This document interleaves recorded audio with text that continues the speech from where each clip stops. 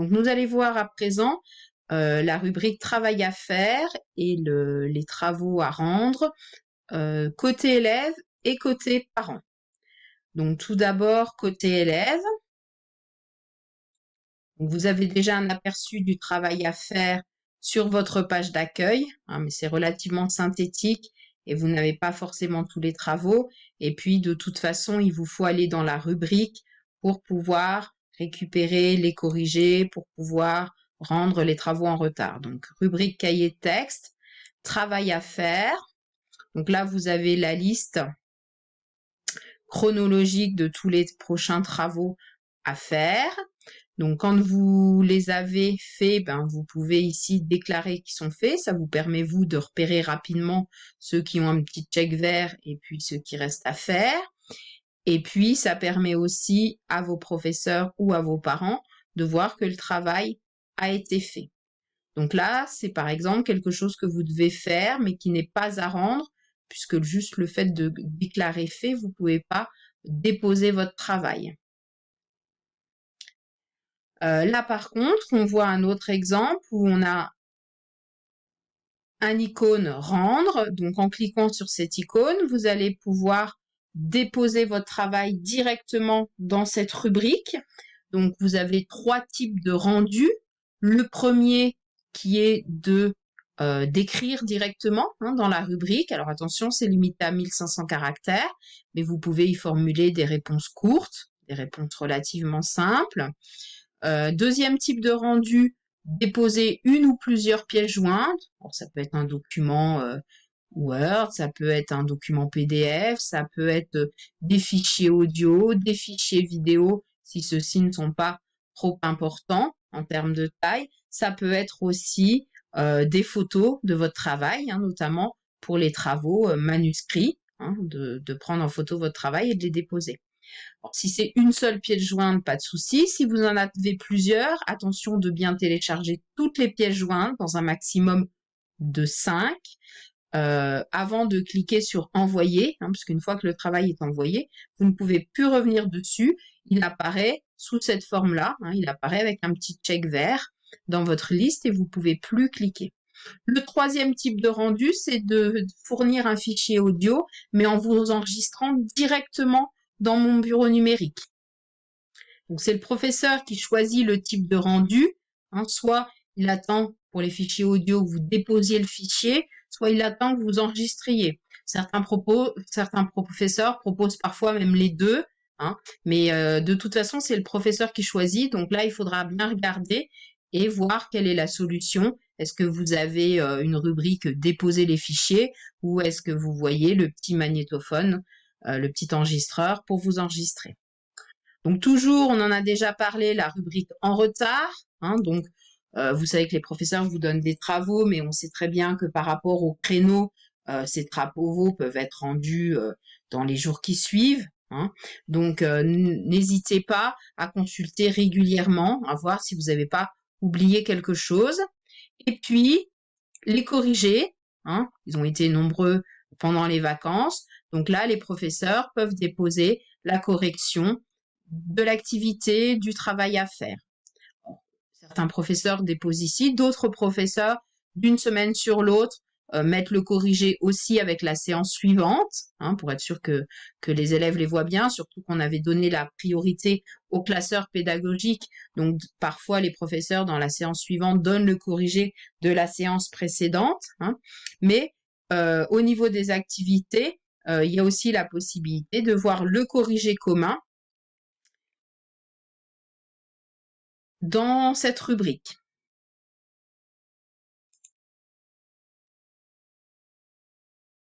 Donc ici, par exemple, on voit le rendu de l'élève. Donc le rendu, c'est fait avec le premier type de rendu, c'est-à-dire en écrivant directement dans la zone de texte. Et puis là, le professeur a mis une petite remarque personnelle à l'élève. Ça, c'est une première forme de corriger. On a aussi, par exemple ici, l'élève a rendu un fichier, le professeur a mis quelques mots, mais il a aussi renvoyé un fichier à l'élève. C'est une autre possibilité. En langue, par exemple, le professeur ici donc avait proposé 2 choix, l'enregistrement extérieur, donc en déposant un fichier, et de s'enregistrer directement dans mon bureau numérique. Donc là, on a le rendu de l'élève sous forme de fichier, et puis on a une correction orale du professeur, donc en langue, par exemple, pour reprendre un petit peu les problèmes de prononciation. Le professeur s'est enregistré pour laisser à l'élève ses remarques. Donc voilà un petit peu les différents types de rendus qu'on peut trouver dans cette rubrique travail à faire, corriger. Et vous pouvez très bien avoir à la fois un rendu, une correction collective, commune, et puis en dessous quelques mots pour votre propre travail. Ça c'est variable en fonction des enseignants, de l'activité, du travail à faire bien évidemment. Donc voilà un petit peu la vue de l'élève, travail à faire et puis le travail à venir. On n'oublie pas, même s'il n'y a pas à rendre ce travail, de le déclarer fait. Ça vous permet de vous organiser, ça permet à vos parents de le voir et de voir que le travail a été fait. Pas la peine de cocher si le travail n'est pas fait, bien évidemment. Ça ne pourrait que vous desservir parce qu'après, vous ne pourrez plus faire la différence entre ce que vous avez déjà fait et ce qui reste à faire. On ne vous juge pas sur les travaux que vous avez déclarés faits, mais vous, ça vous permet de vous organiser. Et puis, d'autres travaux qui sont à rendre dans cette rubrique. Nous allons voir à présent la vue des parents. Donc là, je suis sur la page d'accueil. J'ai déjà un aperçu du travail à faire, mais pour plus de détails, il vaut mieux aller dans la rubrique, même si je vois déjà que l'élève n'a pas coché ce travail-là, mais a coché celui-ci. C'est pas très très visible sur la page d'accueil. Donc dans la rubrique cahier de texte, je vais retrouver les 2 rubriques importantes, le travail à faire et le classeur pédagogique, avec, pour le classeur pédagogique, exactement la même vue que l'élève, matière par matière, et dans chaque matière, les différentes séances, semaine par semaine. Dans travail à faire, j'ai tout le détail du travail à venir. Donc, voilà comment ça se présente. Et mon enfant a pu cocher déjà certains travaux comme celui-là, marqué travail fait, et il y a un petit check vert. Vous avez aussi la rubrique travail en retard, et puis les corrigés. Vous pouvez consulter avec les corrigés communs des professeurs et parfois quelques remarques spécifiques sur la copie de l'élève en fonction du résultat et de l'activité proposée. Sur la page d'accueil, les travaux que l'élève a déclarés faits sont visibles aussi, mais un petit peu moins, et puis vous avez une liste moins exhaustive. Le petit point d'interrogation, vous voyez quand je m'approche, ça affiche le détail, c'est que c'est un travail à remettre en ligne. L'élève devra répondre directement dans l'activité ou joindre un document ou joindre un fichier audio, suivant les cas de figure. C'est les 3 possibilités pour un travail avec remise en ligne. L'élève peut écrire directement dans une zone ses réponses. Le nombre de caractères est limité, mais ça permet des réponses courtes. Il peut joindre un document, 2e possibilité, un ou plusieurs d'ailleurs, photo, scan de son travail, photo de son travail, document Word, document PDF. Et puis, il peut aussi joindre un fichier audio qu'il enregistre directement depuis mon bureau numérique, par exemple en langue. Autre façon de suivre votre enfant, donc plutôt préféré, je trouve que c'est plus visible, aller directement dans cahier de texte et la rubrique travail à faire, ce sera beaucoup plus complet et beaucoup plus lisible pour voir si votre enfant a déjà fait ce travail ou non. Dans la rubrique scolarité, pour aller dans Pronote, qui est notre logiciel de vie scolaire.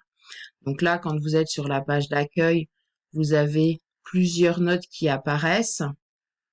Donc vous avez les notes d'assiduité, ces petits 0 ou 1 qui signifient que le professeur a été en contact avec l'élève, soit parce qu'il a participé à une classe virtuelle, soit parce qu'il a rendu un travail.